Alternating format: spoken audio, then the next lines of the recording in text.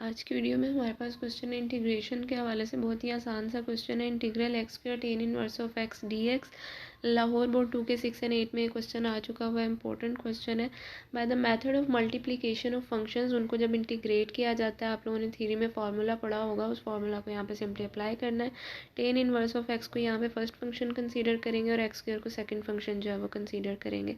So first function as it is, integration of second function, minus integral का sign लगाना है और bracket में देखें कि second function as it is into d x dot d by d x of first function that is tan inverse of x here into d x. ठीक है। सो अगले स्टेप में क्या करना है, ten inverse of x dot integration of x square क्या होती है, that is equal to x three x raise to power 3/3, वो लिख देना है। माइनस इंटीग्रल का साइन लगाना है, again integration of x square है तो वो क्या होगी, यहाँ पे इंटीग्रेशन का साइन आना था, राइटिंग मिस्टेक है। ब्रैकेट के अंदर एक्स स्क्वायर डी एक्स लिखा हुआ है, यहाँ पे इंटीग्रल अगेन आना है। ठीक है, integral x square d x दोबारा से आएगा।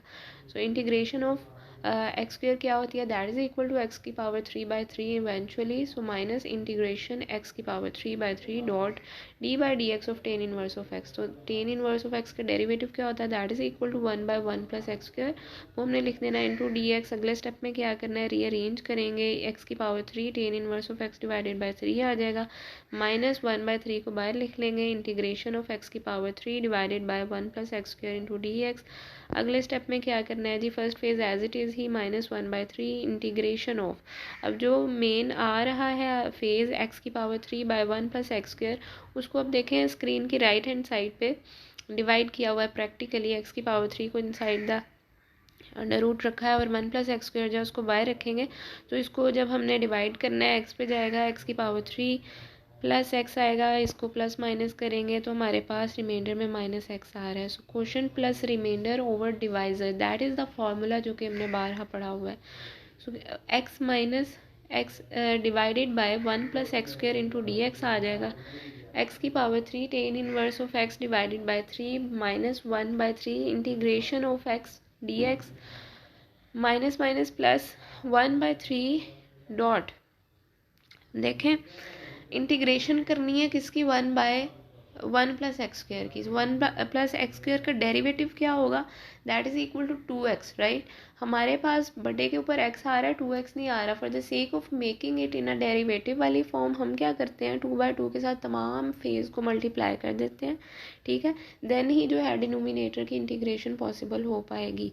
सो 1/3 dot 2 integral 2x by 1 plus x square लिख सकते हैं इंटू डी एक्स। अब देखें बटे के ऊपर नीचे वाली कंडीशन का डेरिवेटिव बन रहा है, तो इसका मतलब डिनोमिनेटर की इंटीग्रेशन अब पॉसिबल है।